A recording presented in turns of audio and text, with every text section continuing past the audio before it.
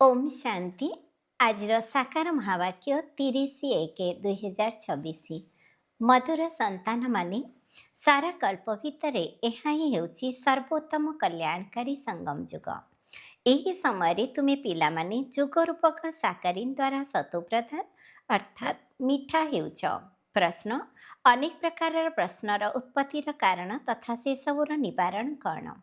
उत्तर जेतेबेले देह अभिमान आसुछ सेतेबेले ही संशय उत्पन्न हेउछि एवं संशय आसिबा द्वारा ही अनेक प्रकार प्रश्नर उत्पत्ति होइथाए।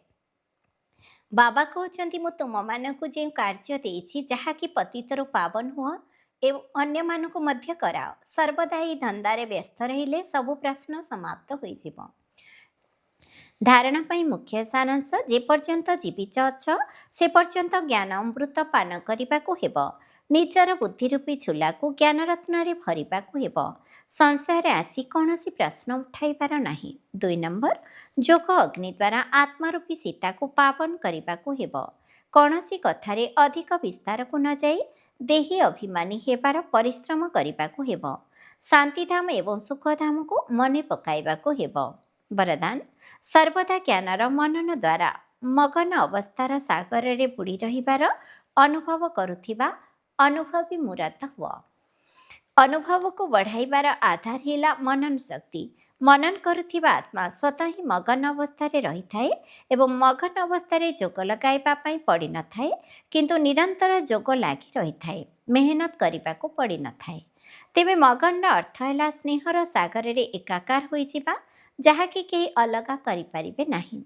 तेणु मेहनत करिबार मुक्त हुआ सागरर संतान अट। तेणु अनुभवर पोखरी रे बुड़ पकाओ नहीं किंतु सागर सहित एकाकार हो जाओ तेबे कहाजिब अनुभवी मुराद।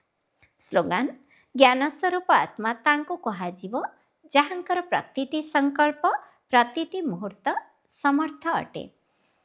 अव्यक्ति सारा यह अव्यक्ति मासरे बंधन मुक्त हो जीवन मुक्त स्थितिर अनुभव कर। जदि कौनसी भी स्वभाव संस्कार व्यक्ति अथवा वैभवर बंधन निज आड़क आकर्षित करुछि तेबे बाबांकर स्मृतिर आकर्षण सर्वदा रही पारिब नाही। तेबे कर्मातीत बा अर्थ है समस्त कर्म बंधन मुक्त बा नियारा होई प्रकृति द्वारा निमित्त मात्र कर्म कराइबा। तेणु एहिभଳି नियारा हेबार पुरुषार्थ बारंबार करुथाओ। सहजरे एवं स्वतः भाव अनुभूति होचे कर्म करिला वाला कर्मेन्द्रिय गुड़िक एवं कराइबा वाला आत्मा दुहे अलग अटंती। ओम शांति।